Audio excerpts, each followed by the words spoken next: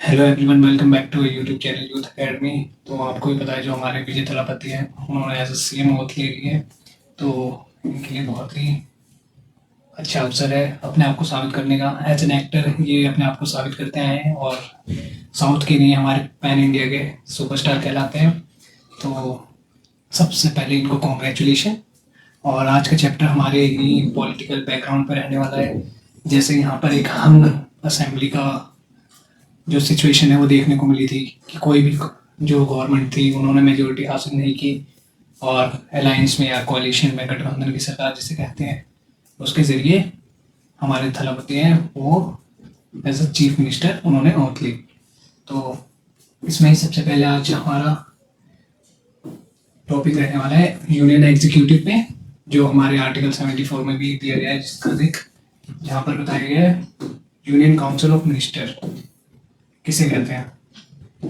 तो इसमें सबसे पहले जानेंगे हम यूनियन काउंसिल ऑफ मिनिस्टर। उसके बाद जो लोकसभा है वो डायरेक्टली इलेक्टेड क्यों होती है। फिर इसके नेक्स्ट चैप्टर में हम राज्यसभा को लेंगे जिसमें इनडायरेक्टली इलेक्शन या फिर जो राज्यसभा हमारे वो इनडायरेक्टली इलेक्टेड होते हैं उसका प्रावधान दिया गया है। पर जो हमारे लोकसभा एज पर ROP representation of people act 1950 के तहत जो लोकसभा है हमारी वो डायरेक्टली इलेक्टेड होती है। तो क्यों होती है वो, और क्या कहते हैं जो प्रेसिडेंट हमारे उनकी क्या भूमिका होती है इनको इलेक्ट करने के बाद, जो मेजोरिटी होती है, स्नैप पोल किसे कहते हैं, या फिर मिड टर्म पोल किसे कहते हैं, या फिर कलेक्टिव रिस्पॉन्सिबिलिटी, इन सबको हम गहराई से समझेंगे। तो स्टार्ट करते हैं सबसे पहले अपना चैप्टर आर्टिकल 74 से। तो आर्टिकल 74 में क्या बताया गया है, they shall be union council of minister to be headed by the prime minister. तो वहां पर क्या होगा, एक यूनियन काउंसिल ऑफ मिनिस्टर होंगे जो किसको हेड करेंगे, हेड होंगे उनके prime minister. To aid and advise the president, किसके लिए, प्रेसिडेंट को सलाह देने के लिए। तो जो आर्टिकल 74 था उसमें क्या है, there shall be union council of minister, जो यहाँ पर बताया गया है to be headed by prime minister. के हेड कौन होंगे, मुखिया कौन होंगे, प्राइम मिनिस्टर। तो ये सिर्फ यहाँ पर समझाने के लिए, आपको इसकी पीडीएफ फुल मिल जाएगी तो यहाँ समझने के लिए बस यहाँ पर लिखा गया है। यहाँ पे ऐसा मत सोचना कि हमने इतने शॉर्ट टर्म में बताया है। तो इसके बाद क्या है, इनके हेड कौन होंगे, यूनियन काउंसिल ऑफ मिनिस्टर के प्राइम मिनिस्टर। और ये किस लिए बनाया गया है यूनियन काउंसिल ऑफ मिनिस्टर को, to aid and advise the president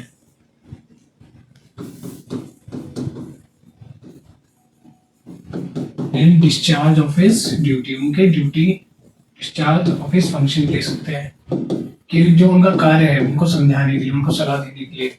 तो आपको भी पता है जो प्रेसिडेंट है वो हमारे सिर्फ नॉमिनल हेड एग्जीक्यूटिव कह सकते हैं उन्हें, नाम के हेड, वो उन्हें साइन करने के लिए या फिर जो उनके असेंट के बिना कोई भी बिल है वो लॉ नहीं बनता।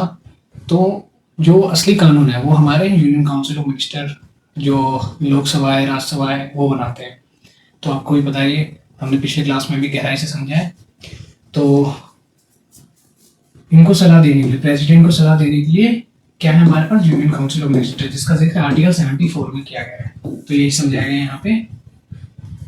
लेकिन ये एडवाइस क्या थी, पहले बाइंडिंग नहीं थी। मतलब जो आर्टिकल 74 में एडवाइस दी गई है कि हम they shall be union council of minister to be headed by the prime minister to aid and advise the president. तो जो भी एडवाइस हम देंगे वो प्रेसिडेंट पे बिल्कुल बाइंडिंग नहीं थी। वो बाइंडिंग कब बनी, जब मैडम इंदिरा गांधी ने 42nd अमेंडमेंट 1976 पास किया। ये एडवाइस बाइंडिंग नहीं थी। ये बाइंडिंग कब हुई, 42nd कॉन्स्टिट्यूशनल अमेंडमेंट एक्ट 1970 के बाद। तो उन्होंने क्या कर दिया, जो भी यूनियन काउंसिल ऑफ मिनिस्टर कहेगी उसे प्रेसिडेंट को मानना ही होगा। तो यहाँ पे हो जाएगा this advice shall be, this advice shall be binding on the president. Binding बन गई किसके द्वारा, article constitutional amendment act 42nd के द्वारा 1976 में जो पास हुआ था उसके द्वारा ये बाइंडिंग हो गई कि अगर हमने कोई भी लॉ या फिर रूल या फिर नियम कानून बनाया तो प्रेसिडेंट उसको मानना ही होगा। अगर नहीं मानेगा तो क्या होगा, impeachment, removal of the president इससे हो सकता है। लेकिन ये क्या था, इसके बाद एक और अमेंडमेंट हुई, 44th कॉन्स्टिट्यूशनल अमेंडमेंट एक्ट 1978। इसमें ये आया कब, मोरारजी देसाई के टाइम में आया। और इसमें क्या हुआ, जो भी एडवाइस प्रेसिडेंट को दी जाती थी वो क्या कर सकते थे, प्रेसिडेंट एक बार रिकंसिडरेशन के लिए भेज सकते थे यूकॉम के पास। मतलब there shall be union council of minister to be headed by the prime minister and this advice should be binding on the president। अब वो बाइंडिंग नहीं रही, वो क्या हुआ, एक बार प्रेसिडेंट पुनर्विचार के लिए कि आप एक बार और विचार कर लीजिए, ये नियम कानून सही नहीं लग रहा, तो उसको जो प्रेसिडेंट होते थे वो किसको, यूनियन काउंसिल ऑफ मिनिस्टर को भेज सकते हैं, लेकिन सिर्फ एक बार। इसके लिए रिकंसिडरेशन के लिए president can send for reconsideration but only for once. किसके द्वारा ये पता चला, 44th कॉन्स्टिट्यूशनल अमेंडमेंट एक्ट 1978 के द्वारा। तो ये सारे इंपॉर्टेंट फैक्ट हैं। तो आई होप समझ में आया हो कि सबसे पहले किसका जिक्र हुआ है, आर्टिकल 74 का, जिसके तहत बताया गया कि यहाँ पर क्या हुआ, यूनियन काउंसिल ऑफ मिनिस्टर होंगे जो प्रेसिडेंट को सलाह देंगे उनके कार्य हेतु, उनके फंक्शन के हेतु, और ये एडवाइस उन पर बाइंडिंग होगी। पहले बाइंडिंग नहीं थी, फिर 42nd में बाइंडिंग हो गई। उसके बाद क्या हुआ, हम प्रेसिडेंट पुनर्विचार के लिए भेज सकते हैं, लेकिन सिर्फ एक बार। उसके बाद अगर वो दोबारा उनके पास आया, प्रेसिडेंट के पास, तो उन्हें साइन करना ही होगा, उस बिल को पास करना ही होगा। आई होप यहाँ तक समझ में आया हो। कोई भी क्वेरी तो you can raise in comment section, तो आप इसको लिख सकते हैं। इसके बाद देखेंगे लोकसभा इनडायरेक्टली इलेक्टेड क्यों है। तो अब देखते हैं जो हमारी लोकसभा है,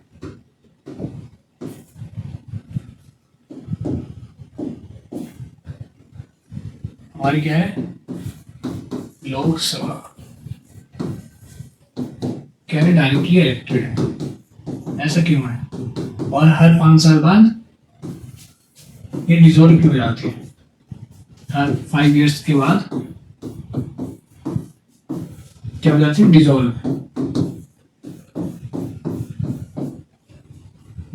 जो कार्यकाल है वो खत्म कर दिया जाता है हर 5 साल बाद। तो आपको भी पता है इंडिया कितनी डाइवर्स कंट्री है, यहाँ पे अलग अलग जनजाति के लोग, अलग अलग भाषा के लोग, अलग अलग संस्कृति के लोग, पहनावे के लोग, और आपको भी पता है हर क्षेत्र में अलग अलग सोच विचार के लोग रहते हैं।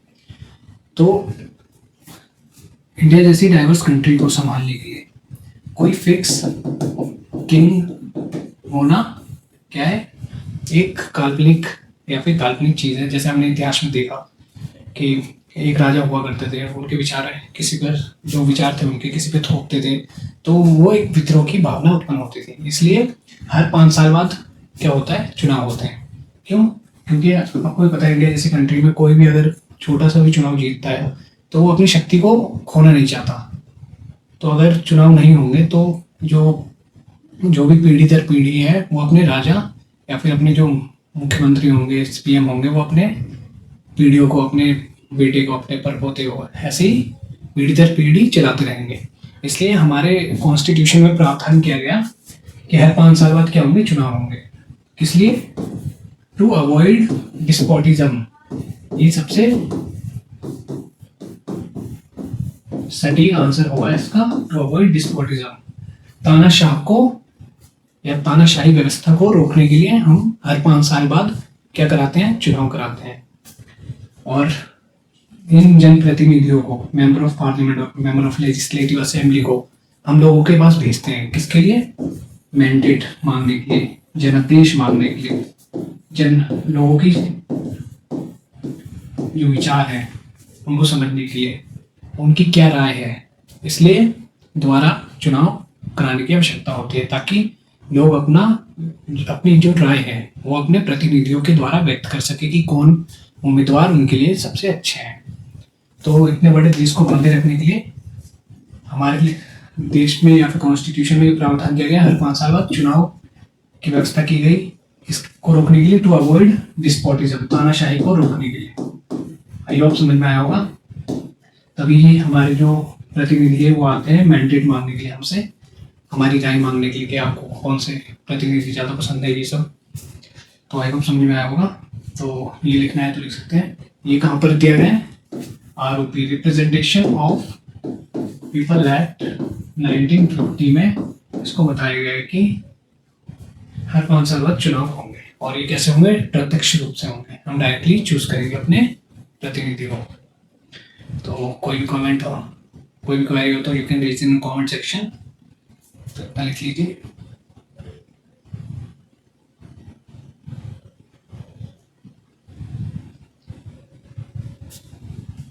अब इसके बाद देखते हैं, इसके बाद कोई भी पार्टी मेजोरिटी में आती है इन लोकसभा, सबसे पहले वहाँ क्या होता है? 2 पार्टी होते हैं, पहले ही बात में देखेंगे। तो कोई भी पार्टी या फिर चुनाव होते हैं, तो कोई भी पार्टी होती है वो जीतती है। तो वहाँ पे क्या होता है? जो प्रेसिडेंट होते हैं हमारे, जिन्होंने सबसे ज़्यादा अधिक वोट 50% से ज़्यादा वोट हासिल किए हों, तो उसको बुलाते हैं। किसके लिए? कि आप अपनी जो सरकार बनाने वाले हैं उसके बारे में बताइए कि आपके पास पूरा मेजोरिटी है या नहीं है। तो उसके बारे में पूछते हैं। कौन? हमारे प्रेसिडेंट। तो ये कौन होते हैं? प्रेसिडेंट कॉल किसको बुलाते हैं? Leader of single largest party, या फिर लीडर ऑफ सिंगल पे ओल्ड अलायंस। उनके गठबंधन को बुलाते हैं, या फिर उनकी जो सिंगल लार्जेस्ट पार्टी है उनके मुखिया को बुलाते हैं। जैसे यूएफ और एनडीए, इनके जो लीडर होंगे उसको अलायंस, जैसे एनडीए अलायंस है, यूपीए अलायंस है, तो इनके जो लीडर होंगे जैसे इनके राहुल गांधी, उनको बुलाएंगे। या एनडीए के जो है वो है मोदी जी, उनको कौन बुलाएंगे? प्रेसिडेंट बुलाएंगे कि अगर आपके पास बहुमत है तो साबित करिए और हमारे पास आइए। किसके लिए? To take a claim to form a government. क्या आपके पास सरकार बनाने तक का बहुमत है और आप सरकार बना सकते हैं, इसके लिए आप क्लेम करिए, हमारे पास आइए। तो मोदी जी बोलेंगे कि हमारे पास पूरा बहुमत है। कितने? 543 और 273 चाहिए हमें मेजोरिटी में, इनके पास इससे अधिक वोट है। तो जी वो प्रेसिडेंट है हमारे, मोदी जी को बुलाएंगे सबसे पहले कि आइए हमारे पास, स्टेट करिए, क्लेम करिए कि हम फॉर्मेट क्या कर सकते हैं, गवर्नमेंट बना सकते हैं। आई होप यहाँ तक समझ में आया हो। किसको बुलाएंगे? Leader of single largest party और leader of single pre poll alliance. Cursive समझ नहीं आ रही तो प्री पोल अलायंस, इनके मुखिया को बुलाएंगे। किसके लिए? To stake a claim for, या फिर to form a government, government बनाने के लिए इनको बुलाएंगे।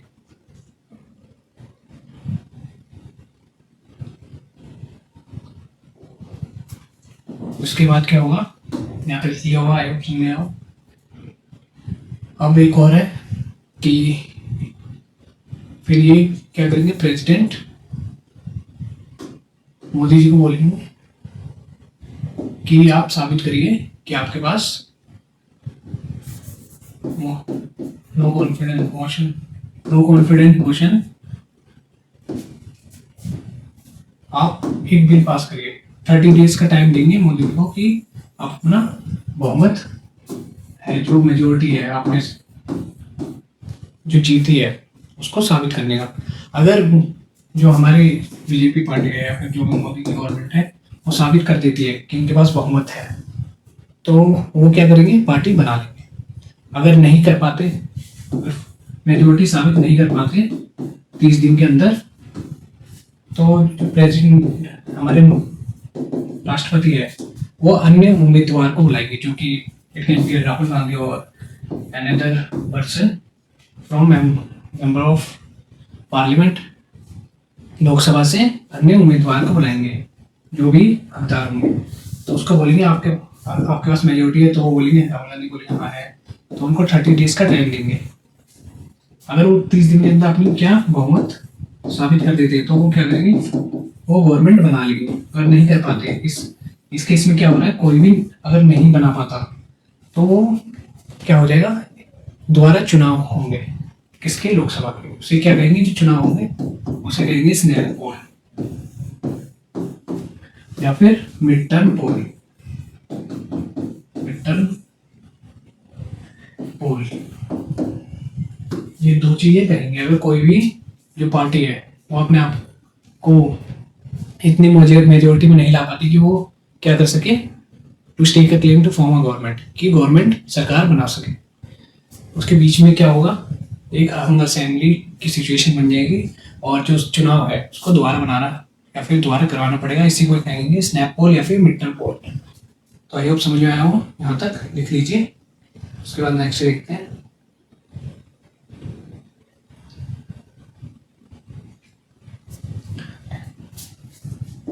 अब यहाँ तक आई होप समझ में आया हो। अब क्या होता है, एक रूल होता है हमारे पार्लियामेंट्री फॉर्म ऑफ गवर्नमेंट में, executive is responsible to legislature. जो एग्जीक्यूटिव होंगे वो जवाबदेह होंगे किसके लिए, लेजिस्लेटर के तहत। और जो एग्जीक्यूटिव है और जो लेजिस्लेचर है वो चेक्स एंड बैलेंस रखेंगे हमारे एग्जीक्यूटिव पे। तो ये एक फॉर्मूला है, ये हमेशा याद रखने की आवश्यकता है, रट लो इस लाइन को। और दूसरी क्या है, जब गवर्नमेंट बन जाएगी तो एक तरफ क्या होगी, रूलिंग पार्टी होगी, रूलिंग पार्टी, और दूसरी तरफ यहाँ पर मोदी जी होंगे, उनके होम मिनिस्टर। तो ये देख लेते पहले, ये क्या होंगे, अपोजिशन होंगे, जो कि अभी इस समय हमारे राहुल गांधी जी हैं, राहुल गांधी। तो ये दोनों क्या कहलाएंगे, मेंबर ऑफ पार्लियामेंट। ये सब क्या कहलाएंगे, जो भी मेंबर होंगे इसमें, ये सब लेजिस्लेचर कहलाएंगे। सारे मेंबर हैं लेजिस्लेचर। जो भी रेड में बनाया है क्या कहलाएंगे, लेजिस्लेचर। और इन्हीं लेजिस्लेचर में से मोदी जी क्या करेंगे, कुछ को यूनियन काउंसिल ऑफ मिनिस्टर की पोस्ट देंगे, कैबिनेट मिनिस्टर की पोस्ट देंगे। उसको क्या कहेंगे, वो लेजिस्लेचर तो होंगे ही, साथ में वो क्या हो जाएंगे, एग्जीक्यूटिव। आई होप समझ में आया हो कि मेंबर ऑफ पार्लियामेंट वो क्या है, सारे लेजिस्लेचर है, लेकिन सारे जो लेजिस्लेचर है वो एग्जीक्यूटिव नहीं है। वो कितने 50% ऑफ द फॉर्मूला के हिसाब से है, वो अभी देखेंगे हम। तो आई होप समझ में आया हो। कुछ को इन्होंने कैबिनेट की पोस्ट दे दी, वो क्या कहलाएंगे, लेजिस्लेचर तो है ही, उनको एग्जीक्यूटिव की पावर भी दे दी है। आई होप समझ में आया होगा, इतना देख लीजिए पहले।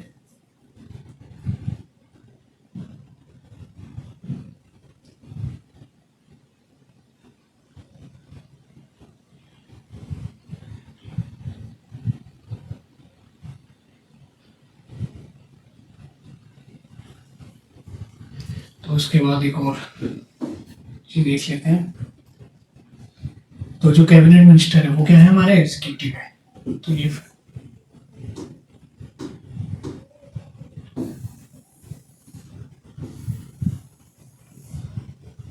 यहाँ पे सबसे पहले आ जाते हैं हमारे कैबिनेट मिनिस्टर। कैबिनेट मिनिस्टर जो कि प्राइम मिनिस्टर के एकदम पास होते हैं। Second, minister of state independent charge. और थर्ड सर्कल में हो जाएंगे हमारे मिनिस्टर ऑफ स्टेट MOS। और लास्ट में डिप्टी मिनिस्टर डिप्टी मिनिस्टर। तो जो कैबिनेट मिनिस्टर है इसमें आपको पता है ministry of home affairs, ministry of economic affairs, ministry of defence, ministry of security, ये सब सारे इसके अंदर आते हैं मिनिस्ट्री ऑफ कैबिनेट मिनिस्ट्री के अंडर में।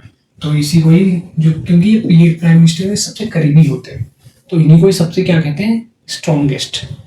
तो cabinet known as, cabinet is called या फिर नोन एज,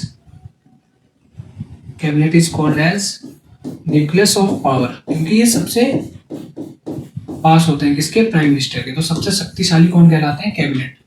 आई होप समझ में आया हो, ये लिख लीजिए। तो सबसे शक्तिशाली कौन कहलाएंगे, हमारे कैबिनेट। और उससे जैसे दूर दूर होते जा रहे हैं, minister of state independent charge, उससे कम शक्तिशाली होंगे, फिर मिनिस्टर ऑफ स्टेट, फिर उसके बाद डिप्टी मिनिस्टर। ये 4 कैबिनेट मिनिस्ट्री है जो हमारे government union council of minister में आते हैं। तो ये लिख लीजिए, इंपॉर्टेंट है एग्जाम के लिए।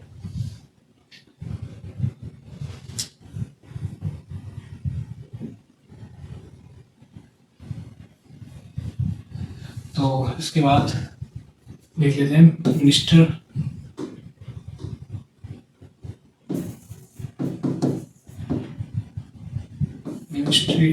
ऑफ स्टेट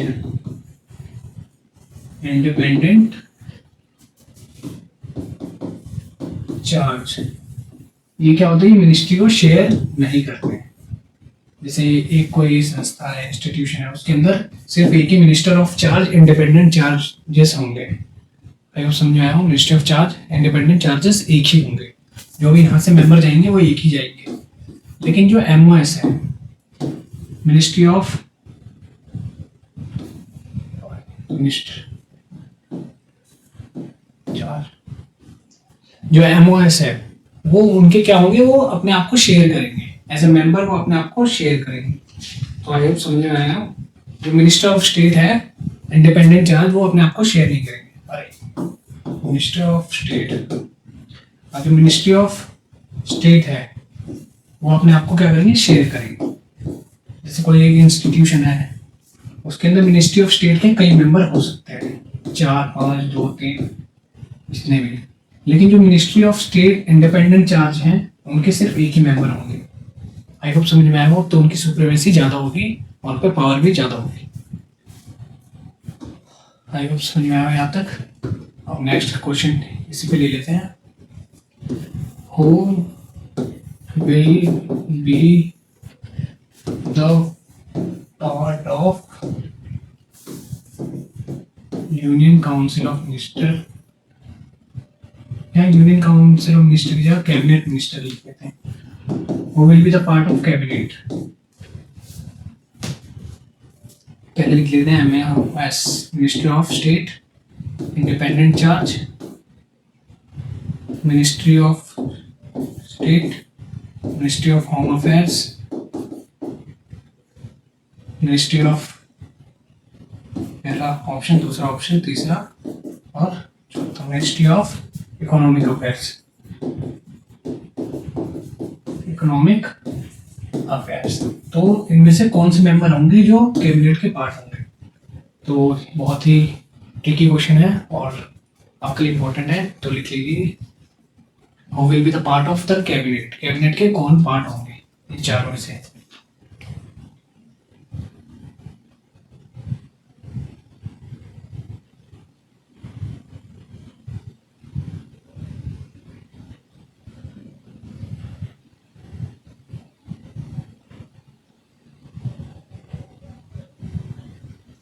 तो आप समझ आया हो। तो इसमें आंसर क्या होगा? It can be all of them. अगर सारे ऑप्शन में होते तो सारे होते। और सबसे मेन चीज है, अब जो बताने जा रहा हूँ, जो कैबिनेट के पार्ट होंगे, जो भी कैबिनेट के पार्ट होंगे वो किस पे डिपेंड करेगा? प्राइम मिनिस्टर पे डिपेंड करेगा। वो किसी को भी बना सकते हैं कैबिनेट के पार्ट, चाहे वो किसी भी मिनिस्ट्री से हो। तो आई होप समझ में आया हो। It will be on the discrimination of the prime minister. वो प्राइम मिनिस्टर की मर्जी से ही होगा। कोई भी कैबिनेट का पार्ट होगा तो प्राइम मिनिस्टर की मर्जी से होगा। It can be either ministry of home affairs, ministry of economic affairs, कोई भी हो, तो प्राइम मिनिस्टर की मर्जी होगी तभी वो उसका पार्ट होगा।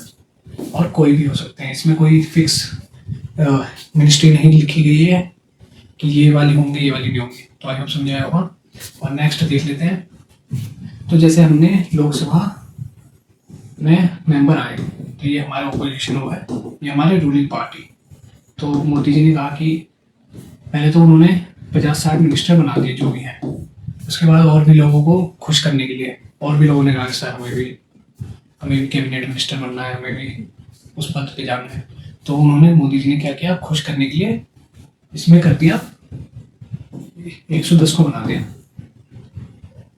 आई होप समझ आया हो कि 110 लोगों को क्या बना दिया, कैबिनेट की पोस्ट दे दी, मिनिस्टर की पोस्ट दे दी। तो ये क्या वैसा कर सकते हैं? नहीं। क्यों? क्योंकि जो 91st कॉन्स्टिट्यूशनल अमेंडमेंट एक्ट है 2003 में जो लाया गया, उसके तहत कौन से constitutional amendment act, 91st constitutional amendment act 2003 के तहत कितने मेंबर होंगे जो यूनियन काउंसिल ऑफ मिनिस्टर या फिर कैबिनेट मिनिस्ट्री के पार्ट होंगे? 15%। कितने member? 15% of the total membership of the house. पूरे हाउस के 15% मेंबर ही होंगे जो जिनको वो पोस्ट दे सकते हैं यूनियन काउंसिल ऑफ मिनिस्ट्री, उससे ज्यादा नहीं। आई होप समझ में आया होगा।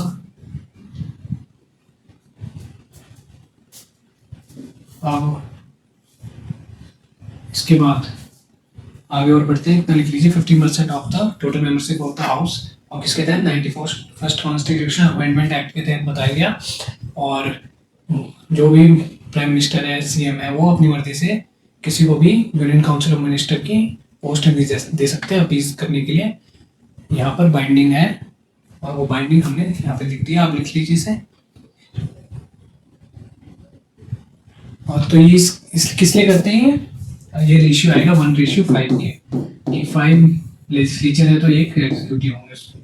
तो इसी को कहते हैं executive is responsible to the legislature. यही फॉर्मूला यहाँ पर जो बताया था इम्प्लीमेंट होता है।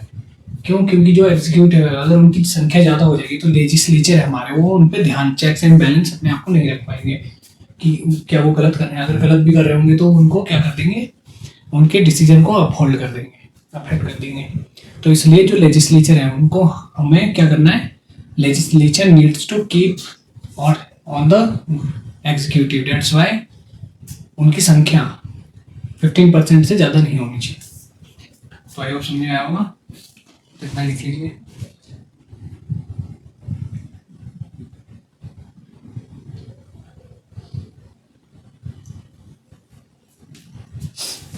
तो नेक्स्ट देखते हैं अब।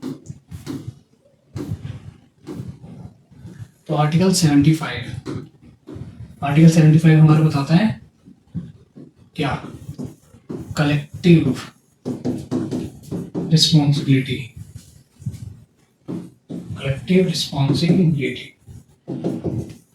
कौन बताता है? आर्टिकल 75। इसका मतलब जो भी हमारे यूनियन काउंसिल ऑफ मिनिस्टर है वो क्या करते हैं? They sink together and swim together.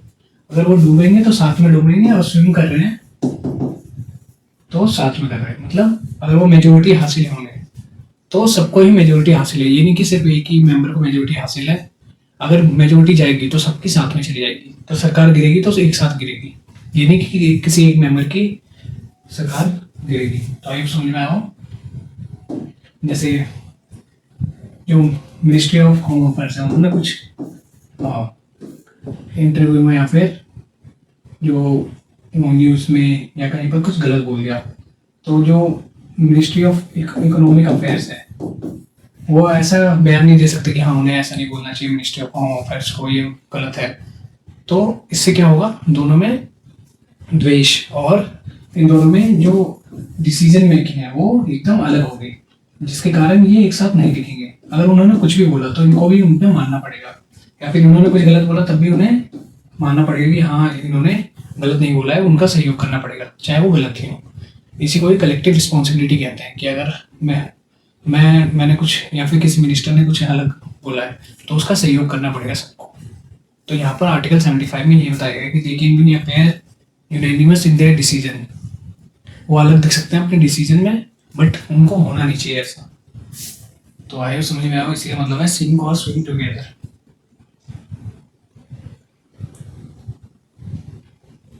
तो यहीं पर है there shall be collective responsibility of Union Council of Minister towards किसके towards Lok Sabha towards to Lok Sabha. ये लिख लीजिए यहाँ पे, इसके बाद एक लाइन लिखाएंगे they can be very unanimous in their decision। पहले ये है there shall be collective responsibility of the Union Council of Minister और towards Lok Sabha.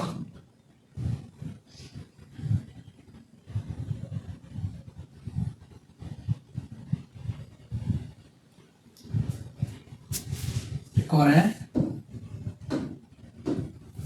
Union council of ministers member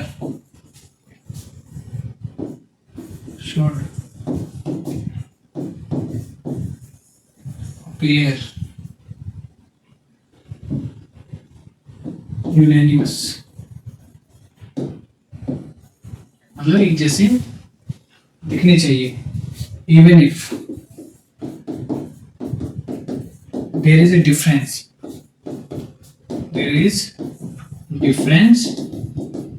in their decision. अगर उनके कोई डिसीजन में डिफरेंस भी पाया जा रहा है तब भी उनको यूनानिमस एक बहुमत में काम करना है ताकि जो सरकार है वो बनी रहे।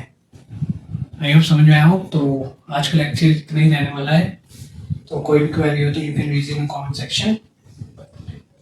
कल हम क्या करेंगे, कल राज्यसभा और इसको आगे कराएंगे।